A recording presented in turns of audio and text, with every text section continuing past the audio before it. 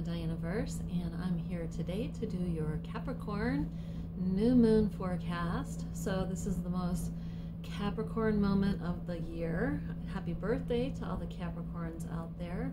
We've got the Sun and the Moon both going to be in Capricorn for this new moon, and that's going to be on Thursday in the morning. So if you're interested in the exact time, it's easy to Google and find out, but suffice it to say it's in the morning. Now, it will be going into Aquarius later that same day, so I believe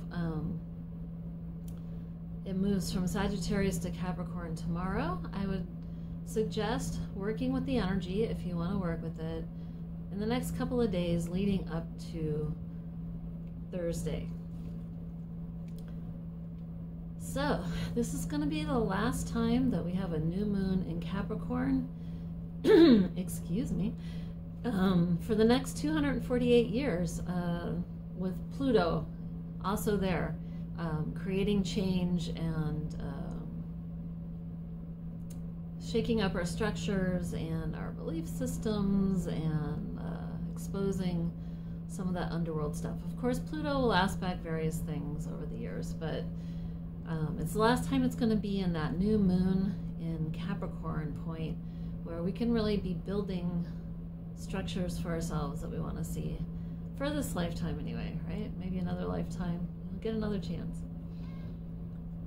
So Capricorn represents your structures. It's an earth sign, and it's about building your reality. Capricorns, if you know Capricorns, are generally very certain about how they want to run their lives, right?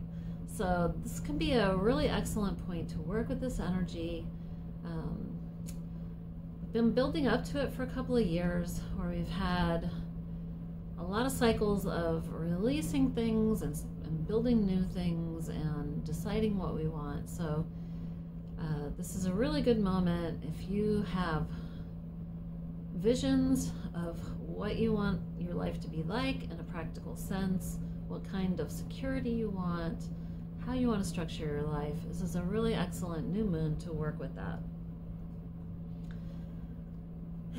So it's kind of going over the same point where the pandemic started. So it's like, what is going to come out and shake up our reality? Now with Pluto, you don't always know what that is, because it can be deeper layers of things that we weren't aware of or that we didn't want to look at.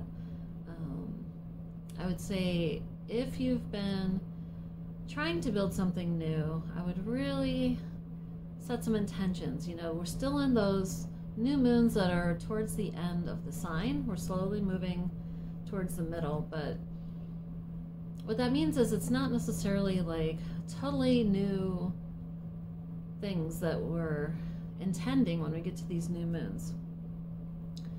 We're working on stuff that we've already decided and we need to take action on. And Capricorn is a great sign for that because it's that grounding energy from the earth. It's also got its foot in the sea, so there's a little bit of emotional charge around some of these things, but you can make great connections. You can start building things. This isn't saying that you're going to accomplish everything by Thursday, but making concrete steps, taking action. We've got Mars there also with Capricorn, so it's really giving that energy of getting stuff done. There are some areas to be cautious in, like we have Mercury there with the moon in Sagittarius right now before we get to that new moon, and that Mercury is squaring Neptune, so there can be some like unexpected communication derailments. You know, Mercury is an air sign, and we see all the airplane thing going on, right? That their structure, their actual, like, because Uranus is still in Taurus, which is that, again, that earth energy. It's like their structure literally coming apart, right? Because Neptune is a planet of illusion. They've thought, oh, we can, you know, we can maybe do things fast and easy, and it's not working out so well for the airplanes. So make sure whatever you're building, you're putting your solid energy into, and you're not band-aiding anything, right? If there's something that needs attention, go back and look at that and talk to whoever you need to get it fixed. Now, Mercury is in a nice aspect to Jupiter, so this can be like big plans. It's very expansive energy. You could have some great conversations with people on things that you would like to get done. There's a mutual reception thing going on there. You've got Jupiter in Taurus, and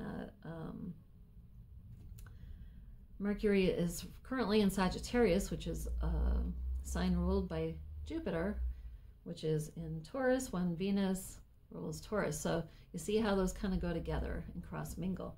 So you could get a lot done. You could also spend a lot, especially on communication things with Mercury also in that house.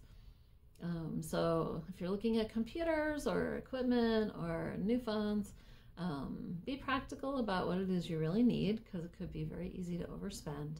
But yeah, hopefully whatever you get will be good quality, that Taurus element in there. So if you actually need to spend that, then spend it. You know, it'll be a good investment. So I like the winter. We're here in Seattle where I am, and it's blustery and rainy and cold. I like having that time to be able to be out of the garden, be inside, and have time for all my creative craft projects. I've been doing lots of wool, and I'm starting a channel here on my YouTube channel, a sub channel on textiles.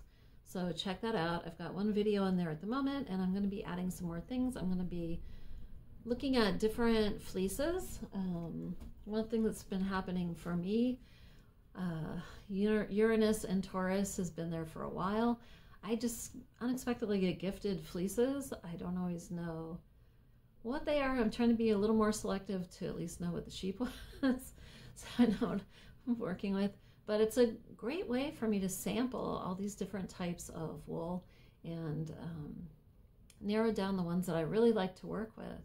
So there can be a lot of positive benefit. Like, unexpected doesn't always mean something negative. It can be a great surprise, something nice that you actually enjoy. So opportunities. So don't be afraid to take some opportunities.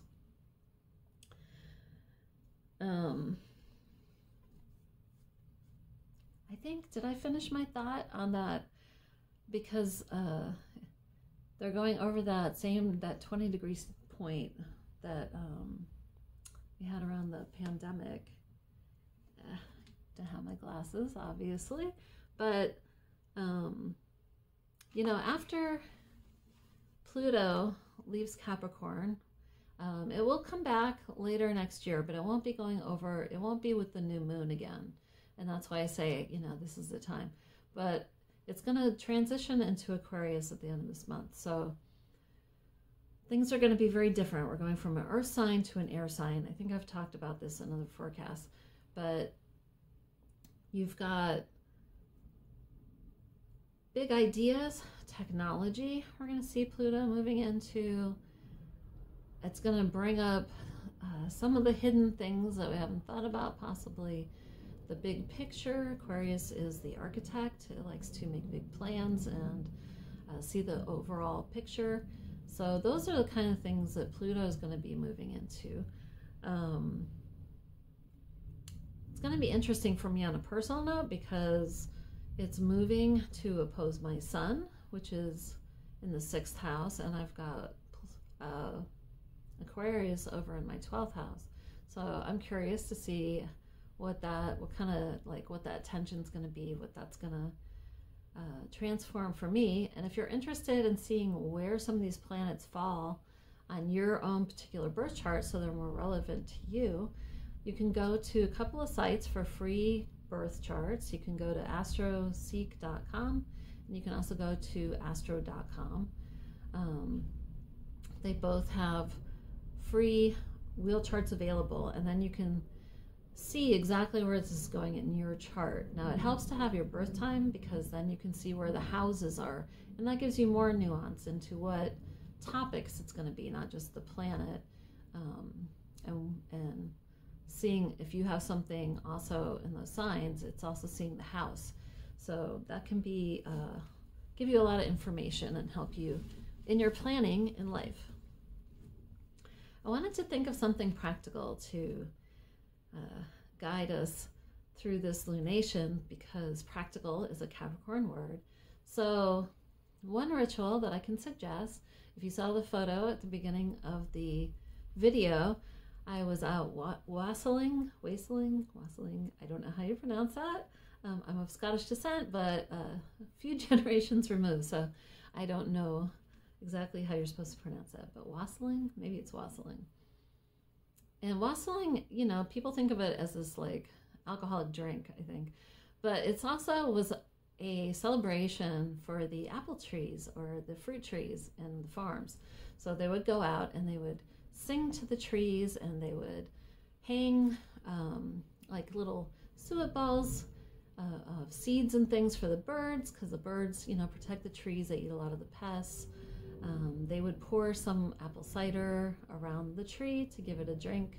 Also, in kind of good brotherhood with the trees, you know, kind of praising the tree and singing to it and wishing it a fruitful new year, because they depended on these trees for their lives, really, you know, like food was very important. They were very close to where their stuff came from. Excuse me, I have to cough.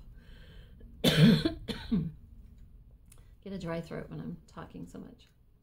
So I went out and I wassailed my apple tree. Now in the photo, you can barely see the tree because it's winter. It doesn't have any leaves, and it's a very small tree yet. And yet it was bountiful this year. It gave me an entire like paper grocery bag full of apples, which I was eating for a while, and I was very grateful. So if you take care of your trees, they will take care of you back, right? It's a mutual relationship. So I gave an apple to the tree. Now, I don't have any illusions. I know I'm in Seattle and rats are probably going to eat that, which I got to deal with the rats at some point this winter. But the idea is to give back to the tree, give back some of the fruit to the tree. And I also poured some cider around its roots, and I sang to it, and just gave it goodwill to get through the winter safely and to be fertile next year. If you don't have an apple tree, you could do something else that's concrete. I was thinking about men. I don't know how many men watch my show, but you know, guys don't often buy themselves new clothes. So I was thinking, you know, if you're a guy watching this, a practical thing that you could do would be to go out and buy yourself some new clothes, like just something material, you know, that you can do, something concrete in feeling good about yourself. You know, when you're wearing all new clothes, you feel kind of nice, right? You feel attractive and like you're grooming yourself and like you matter. So I think that's a good one for anybody, but especially my guys out there, because I know they don't always update their wardrobe as often as the ladies do. And I'm not necessarily implying every, you know, big gender bias, whatever. Like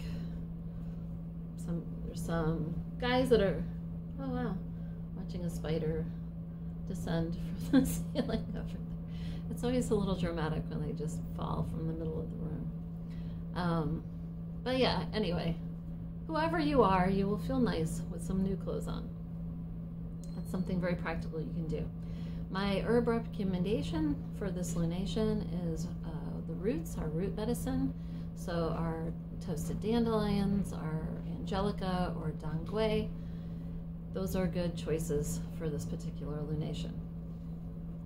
My stone that I want to recommend for this month is malachite.